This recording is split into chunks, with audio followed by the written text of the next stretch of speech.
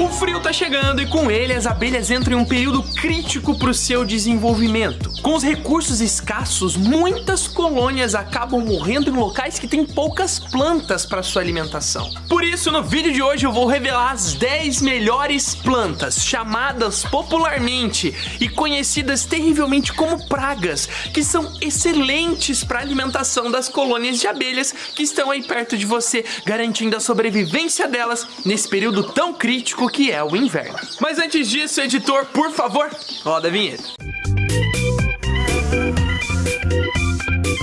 Se você já acompanha os nossos vídeos há algum tempo, já assiste os conteúdos do canal Abelha no Mundo Afora e ainda não está inscrito no canal, por favor, clica no botãozinho de se inscrever e garanta sua participação nessa que é uma das maiores comunidades de meliponicultores conscientes do Brasil e também do mundo. Lembrando, quem tá inscrito no canal é avisado em primeira mão quando vídeos legais e cheios de conteúdo como esse daqui são publicados aqui no canal. Então você vai ser avisado sempre que um vídeo desse vai ser disponibilizado e poderá acompanhar em primeira mão, garantindo que você vai ter o maior sucesso, as melhores informações para criar suas abelhas sem ferrão com total segurança e ótimos resultados. Combinado? Já se inscreveu? Já curtiu esse vídeo? Então bora pro conteúdo. Bom, para começar a falar sobre a alimentação de abelhas sem ferrão, essas 10 plantas para inverno, a gente precisa entender primeiro o que de acho que o inverno causa nas nossas abelhas. Você já se perguntou o que o inverno representa para as abelhas sem ferrão e também para as abelhas com ferrão? Pois bem, o principal fator que a gente tem que ter em mente quando se trata de inverno e abelhas é a reclusão das plantas. O inverno, o outono, em qualquer lugar do mundo, é um período conhecido tradicionalmente pela reclusão das plantas. As plantas entram em um período de reclusão, elas cessam a sua reprodução, cessam boa parte do seu desenvolvimento e, consequentemente, não estão disponibilizando recursos para atrair polinizadores, porque a intenção delas no período de inverno e de outono é justamente sobreviver e não se reproduzir. E esse comportamento de reclusão das plantas faz com que, naturalmente, tenham poucos recursos disponíveis para a coleta de alimento das abelhas. E eu não estou falando só de abelha sem ferrão, nem só de abelha com ferrão, eu estou falando de todas as abelhas que nós temos aqui no nosso Brasil. Ah, mas Gabriel, existem muitas plantas que oferecem recursos, sempre vai ter uma ou outra que vai estar oferecendo. Sim, sempre vai ter uma ou outra que vai estar oferecendo. A questão é que o frio não traz só uma diminuição de recurso. À medida que as plantas estão diminuindo a oferta de recursos, o frio está chegando, fazendo com que as colônias consumam mais recursos para conseguir sobreviver.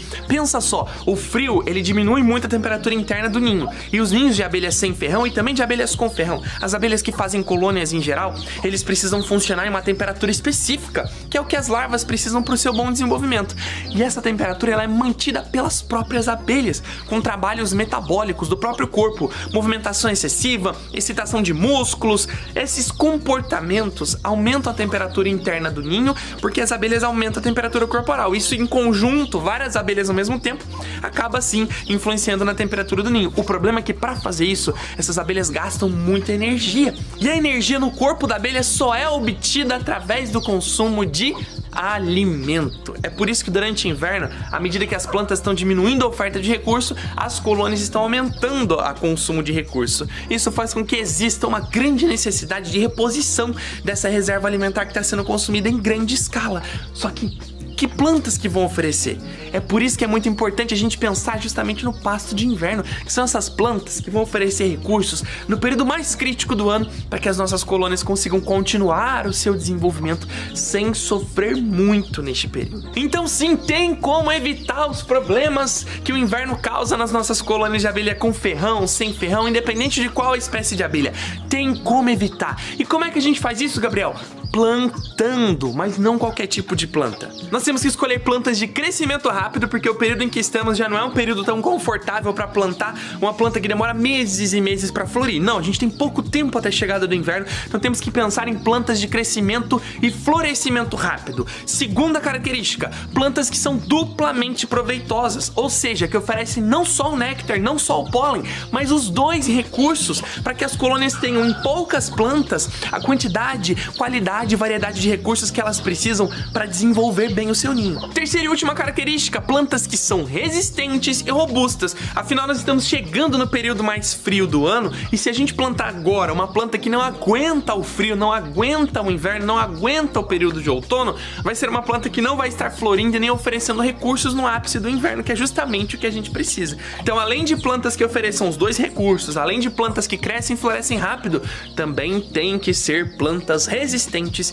e robustas. E ó, para facilitar o seu trabalho, eu já separei 10 plantas que são consideradas pragas, ou seja, são muito resistentes, muito robustas, muito adaptativas e fáceis de cultivar e que são excelentes para alimentar as abelhas sem ferrão, para que você não tenha que sair procurando. Então pega o seu caderno, pega uma caneta e prepare-se para anotar o nome dessas plantinhas que eu vou falar agora. Começando com o famoso e muito renegado picão preto ou carrapicho picão. Essa plantinha que você tá vendo na tela aí, que a gente conhece muito porque gruda esses carrapichos aí nas nossas roupas, que é justamente a semente dele e o método de dispersão de semente que ele usa, uma planta muito inteligente, é também uma plantinha muito usada pelas abelhas sem ferrão e com ferrão para coleta de recursos.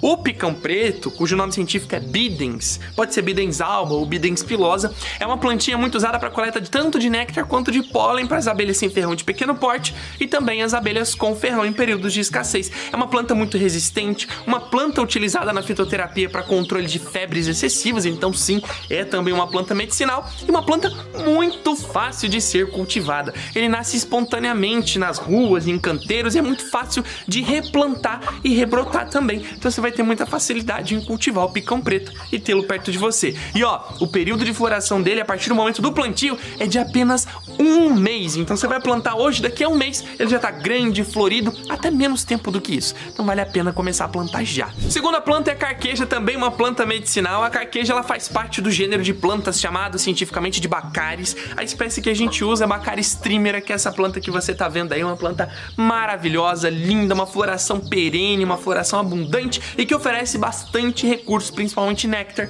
mas também um pouco de pólen para coleta de recursos das abelhas sem ferrão e com ferrão. É uma planta de crescimento relativamente rápido, ela demora um pouquinho mais do que as outras, só que ó, ela compensa na floração. Isso faz com que ela seja uma planta muito indicada para quem tem pouco recurso para oferecer para as abelhas e pouco tempo para plantar e oferecer esses recursos brevemente. Próxima planta da nossa lista é uma planta muito conhecida por muita gente, nasce espontaneamente em terrenos baldios e praças espalhadas pelo sul, sudeste e até boa parte do centro-oeste brasileiro. Eu tô falando dessa plantinha, o Cosmos. O Cosmos que parece uma margaridinha, essa planta linda, é uma planta que oferece muito néctar e também muito pólen para coleta de recursos das abelhas sem ferrão e também com ferrão. E olha, o melhor de tudo é que o Cosmos não alimenta só as abelhas de pequeno porte, que a gente sabe que são abelhas mais generalistas, que buscam alimento em uma gama maior de plantas. Não, ele alimenta também as abelhas do gênero Melipona, como mandaçaias, bugias, urussus em geral, que são abelhas já mais específicas na coleta de recursos, mais chatinhas para coletar alimento. Isso mostra que é uma planta excelente para oferecer recursos para as abelhas sem ferrão, que a gente tem que aproveitar.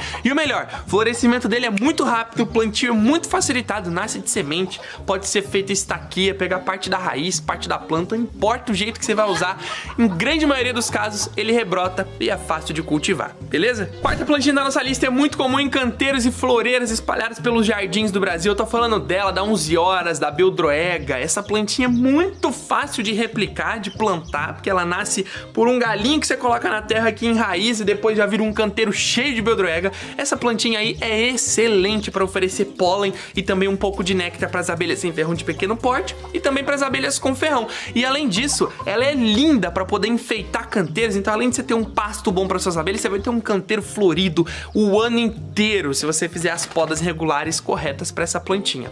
E olha, não acabou por aí, viu? A beldroega ou 11 horas também são plantas de crescimento e florescimento muito rápido. A partir de um mês de plantio, você já vai ter um canteiro cheio de beldroega, onde muitas delas já estarão florindo e oferecendo recursos para suas abelhas. Então essa plantinha só tem benefício e é justamente por isso que ela está presente na nossa lista. Quinta plantinha é a serralha, uma punk, planta alimentícia não convencional convencional, muito conhecida entre os brasileiros adeptos dessa alimentação não convencional, por ser uma das plantas mais fáceis de serem encontradas, porém pouco conhecida pelo restante da população, que é a grande maioria dos brasileiros que acredita que essa planta é uma praga. Não, não é uma praga. Essa plantinha, além de oferecer alimento pra gente, ela também oferece alimento para as abelhas, com e sem ferrão. Afinal, a serralha brava, todas as plantas que fazem parte desse grupo oferecem um néctar de muito boa qualidade e pólen também de excelente qualidade e uma boa quantidade, até apesar de ser uma planta de pequeno porte, para coleta de recursos das colônias de abelha. Por isso que essa é uma planta muito bacana para você ter por perto, plantar na sua horta, plantar no seu pomar, que além de ter uma folhagem gostosa para poder consumir, uma flor bonita, bem nutritiva,